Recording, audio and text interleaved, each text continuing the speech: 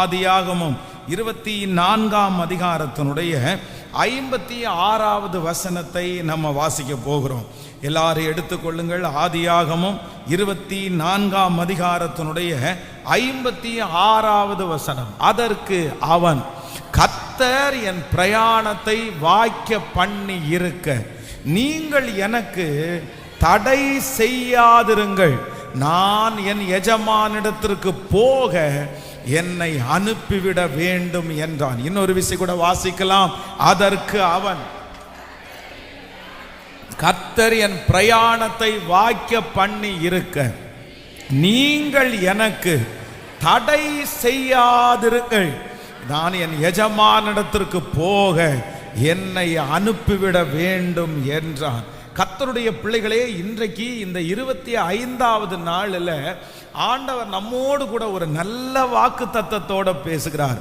கர்த்தர் என் பிரயாணத்தை வாய்க்க பண்ணி இருக்க நீங்கள் தடை செய்யாதிருங்கள். ஆமென். இந்த இடத்துல ஆபிரகாமுடைய மகன் ஈசாக்கு அவருக்காக பெண் எடுக்க போகிறதற்காக அந்த வீட்டிலே ரொம்ப முதிர்ந்தவரான ஒரு ஊழியக்காரரை வேதம் சொல்லுகிறது ஆபிரகாம் அனுப்புகிறார். அப்போ அந்த முதிர்ந்த ஊழியக்காரர் ஜெபம் பண்ணிட்டு போறாரு. அந்த பொண்ணை கண்டுபிடிச்சிட்டாரு.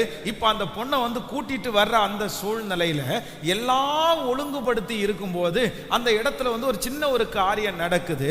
அப்பதான் இந்த ஊழியக்காரர் சொல்லுகிறார், இல்ல, கர்த்தர் என் பிரயாணத்தை வாய்க்க பண்ணி இருக்க நீங்கள் எனக்கு தடை செய்யாதிருங்கள். ஆண்டவர் இன்று வாக்கு கொடுக்கிறார், உங்களுடைய பிரயாணத்தை ஆண்டவர் வாய்க்க பண்ண போகிறார். இந்த 100 நாள் ஜெபம் என்கிறது ஒரு மிகப்பெரிய ஒரு பிரயாணம். அது எந்த பிரயாணம் அப்படின்னு சொன்னா, ஆண்டவர் எகிப்து என்கிற ஒரு கொடுமையான இடத்திலிருந்து, சில தோல்வியிலிருந்து, சில அடிமைத்தனத்திலிருந்து நம்மை கானான் என்கிற ஒரு விசாலமான இடத்திற்கு கர்த்தர் கொண்டு போகிறார். அந்த பிரயாணத்திலே 25 நாட்களை நம்ம கடந்து வந்திருக்கிறோம். ஆண்டவர் வாக்கு கொடுக்கிறார், உங்களுடைய இந்த பிரயாணத்திலே, ஆமேன், எகிப்திலிருந்து கானானுக்கு நேராக பண்ணுகிற இந்த பிரயாணத்திலே, பிரச்சனையிலிருந்து உயர்வுக்கு நேராய் கடந்து போகிற இந்த பிரயாணத்திலே கர்த்தர் உங்களையும் என்னையும் கிருபையாய் கர்த்தர் வைத்திருக்கிறார். கர்த்தர் வாக்கு கொடுக்கிறார், இந்த பிரயாணத்தை நான் உனக்கு வாய்க்க பண்ணுவேன். இத்தனை வருடங்களும் பார்க்காத ஒரு விடுதலையை கர்த்தருடைய பிள்ளைகள் நீங்கள் இந்த பிரயாணத்திலே பார்க்க போகிறீர்கள். ஆண்டவர் சொல்லுகிறார், உங்களுடைய பிரயாணம் வாய்க்க போகிறது. அப்படி என்றால் நீங்கள் எடுத்திருக்கிற அந்த முயற்சியை ஆண்டவர் வாய்க்க பண்ண போகிறார்.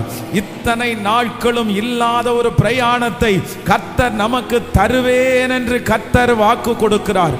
உங்களுக்குள்ளே நிறைய பேருக்குள்ளே தரிசனங்கள் வளர ஆரம்பிக்கிறது.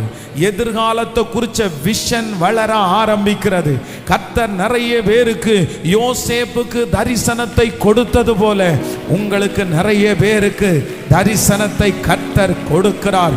யோசேப்பை போல கர்த்தர் வாக்கு கொடுக்கிறார், நான் உன்னுடைய பிரயாணத்தை வாய்க்க பண்ணுவேன்.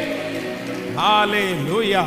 நீங்கள் இதுவரைக்கும் எத்தனையோ ஆவிக்குரிய பிரயாணங்களை நீங்கள் மேற்கொண்டிருக்கலாம். இல்லை என்றால் உலக பிரகாரமாய் ஒருவேளை நிறைய காரியங்களுக்கு ஒரு பிரயாணத்தை நீங்க ஆரம்பிச்சிருக்கலாம். ஆனா நிறைய பிரயாணம் பாதி வழியில நின்று போயிருக்கலாம். நிறைய பிரயாணத்தினுடைய ஒரு எண்டை நீங்க காணாம இருக்கலாம். நிறைய பிரயாணத்துல நீங்க நினைச்சது மாதிரி அதுல உள்ள போக முடியாம தடைபட்டு காணப்படலாம். ஆனா கர்த்தர் வாக்கு கொடுக்கிறார், நான் கர்த்தராகிய ஆண்டவர் உங்களையும் என்னையும் ஒரு பெரிய பரம தரிசனத்தை காமிச்சு, ஒரு பெரிய விஷனை காமிச்சு, அதற்கு நேராய் கர்த்தர் நம்மை பிரயாணப்படுத்தி கொண்டு போகிறார்.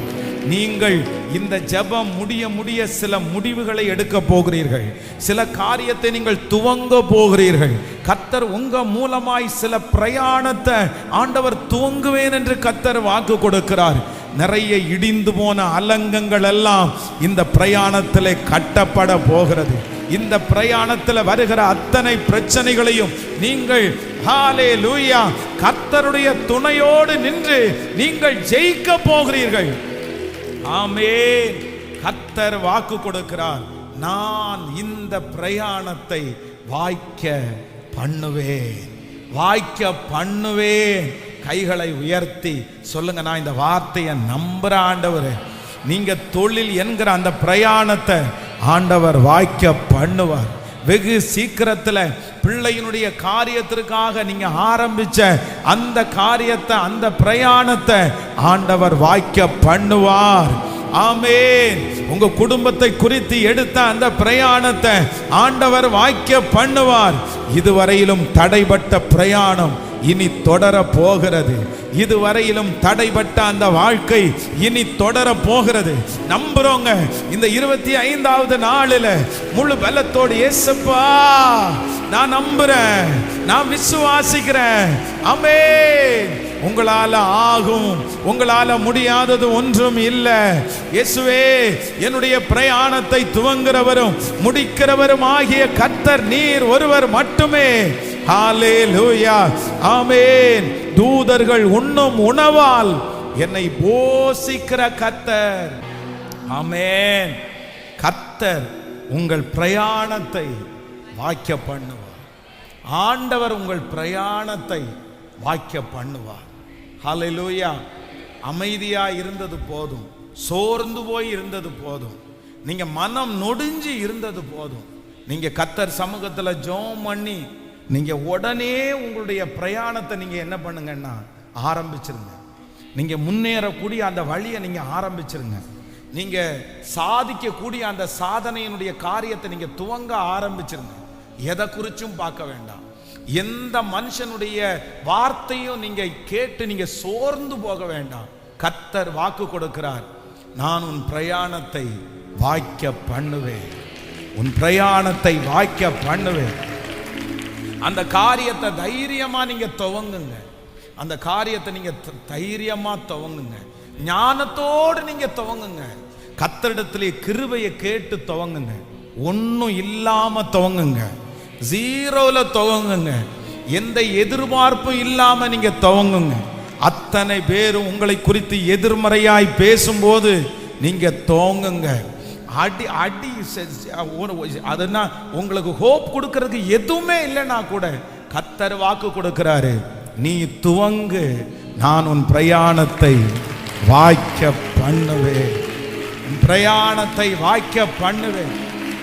ஒரே ஒரு தீர்மானம் மட்டும் எடுக்கணும். என்ன எடுக்கணும் அப்படின்னு சொன்னா, என்ன வந்தாலும் நான் என்ன பண்ண மாட்டேன்னா நான் பின்வாங்க மாட்டேன் அப்படின்ற ஒரு தீர்மானம் எடுக்கணும். ஆண்டவர் எப்பொழுதுமே ஆண்டவருடைய பிள்ளைகளிடத்துல அதை மட்டும்தான் எதிர்பார்க்கிறார்.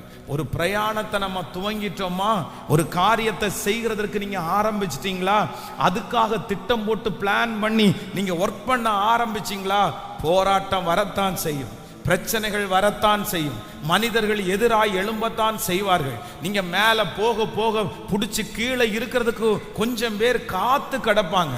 ஆனா உங்களுடைய நோக்கம் இது எதை பற்றியும் இருக்கவே கூடாது. யாரையும் பார்க்கவே கூடாது, சூழ்நிலையை நீங்க பார்க்கவே கூடாது, மனுஷங்களை நீங்க பார்க்கவே கூடாது, உங்க கையில என்ன இருக்குன்னு நீங்க பார்க்க கூடாது, உங்க பையில என்ன இருக்குன்னு பார்க்க கூடாது. கர்த்தர் ஒருத்தரை மட்டும்தான் பார்க்கணும்.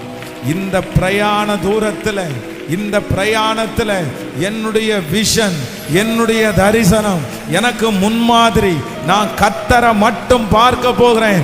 ஆண்டவர் என்னை நேர்த்தியாய் நடத்தி என் பிரயாணத்தை கர்த்தர் வாய்க்க பண்ணுகிறவர்.